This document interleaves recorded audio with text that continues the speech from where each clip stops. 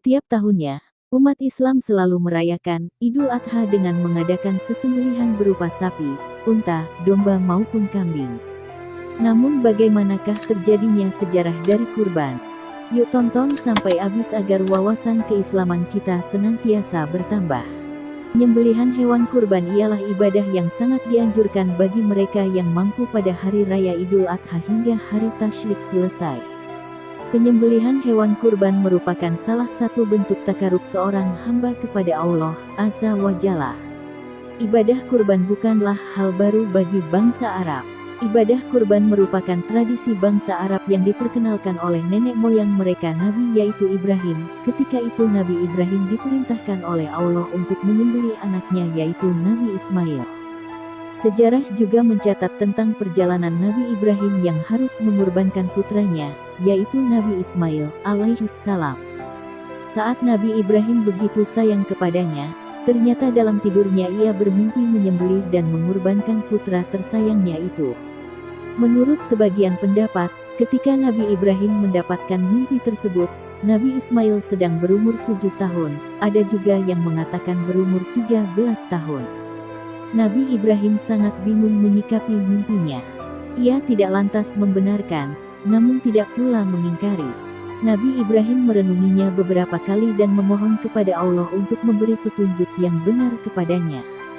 Setelah malam yang sangat membingungkan itu, ternyata malam kedua juga datang kepadanya mimpi yang sama, begitupun dengan malam ketiga. Setelah mimpinya yang ketiga, barulah Nabi Ibrahim meyakini dan membenarkan bahwa mimpi itu benar-benar nyata dan harus dilaksanakan.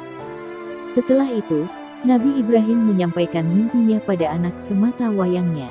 Nabi Ibrahim berkata pada putarannya, "Wahai anakku, sungguh aku bermimpi bahwa aku menyembelihmu.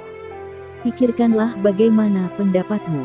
Mendengar pernyataan dan pertanyaan ayahnya, dengan tegas dan tenang Nabi Ismail pun menjawab, "Wahai ayahku, lakukanlah apa yang diperintahkan Allah kepadamu, insya Allah engkau akan mendapatiku termasuk orang yang sabar." Sebagai sosok yang sangat taat pada perintah Allah, Nabi Ibrahim dan Nabi Ismail melakukan apa yang telah menjadi ketetapan bagi keduanya. Dengan hati yang sedih dan raut wajah yang berlinang air mata, semuanya harus mereka ikhlaskan demi memenuhi perintah Allah. Nabi Ibrahim harus melakukannya sendiri, juga di hadapannya sendiri. Namun, semua itu mereka lakukan sebagai simbol bahwasannya seorang hamba haruslah mengikuti semua perintah Tuhannya. Setelah itu pun, keduanya sepakat untuk melakukan penyembelihan. Nabi Ibrahim membawa Nabi Ismail putranya ke Mina dan membaringkannya di atas pelipisnya. Saat-saat penuh kesedihan itu, Nabi Ismail lantas mengatakan pada ayahnya dengan penuh keikhlasan, "Wahai ayahku, kencangkanlah ikatanku agar aku tidak lagi bergerak, sing-singkanlah bajumu agar darahku tidak mengotori, dan jika nanti ibu melihat bercak darah itu niscaya ia akan bersedih. Percepatlah gerakan pisau itu dari leherku, agar terasa lebih ringan bagiku karena sungguh kematian itu sangat dahsyat. Apabila engkau telah kembali maka sampaikanlah salam kasihku kepadanya." Setelah mendengar ucapan anaknya yang sangat menyentuh dan taat, dengan dipenuhi perasaan sedih dan tak bisa membendung air mata, Nabi Ibrahim sebagai ayah darinya menjawab, "Sungguh, sebaik-baiknya pertolongan adalah engkau wahai anakku dalam menjalankan perintah Allah." Setelah perbincangan antara keduanya sudah selesai, tangisan pun tak terelakkan pada mereka. Mereka berdua pun masih tak ingin untuk saling berpisah, namun ketaatan dan keriduan mereka terhadap Allah telah mengalahkan segala kesedihan yang melanda. Nabi Ibrahim melakukan apa yang telah disampaikan putranya. Kemudian Nabi Ibrahim menciumnya dengan penuh kasih sayang dan linangan air mata, dan akhirnya mengambil pisau untuk menyembelihnya. Setelah pisau sudah ada di tangannya, ia meletakkan pisau tajam itu ke leher Nabi Ismail.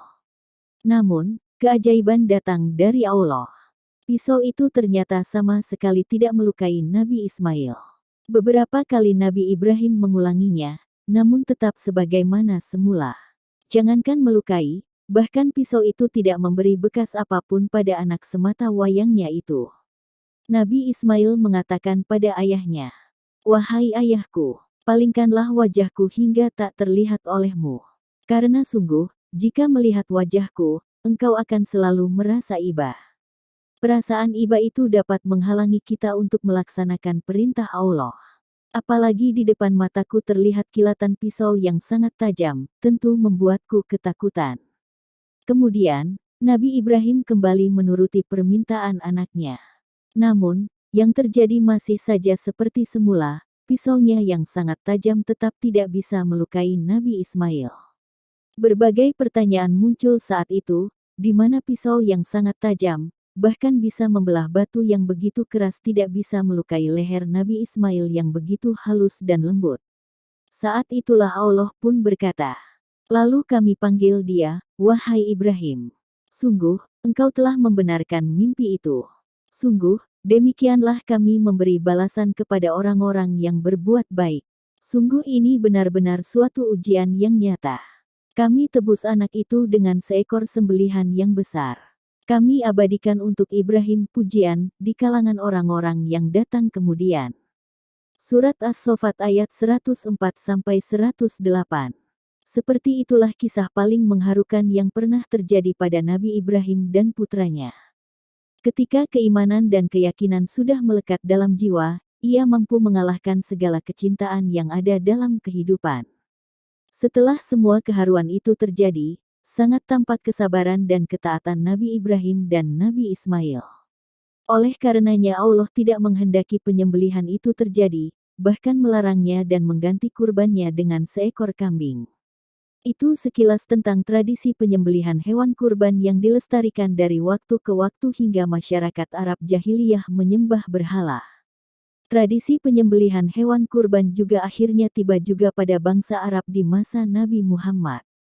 Jika menilik pada zaman setelah Nabi Ibrahim dan sebelum masa Nabi Muhammad, masyarakat Arab jahiliyah memiliki tradisi penyembelihan hewan kurban dari sudut pandang fisik.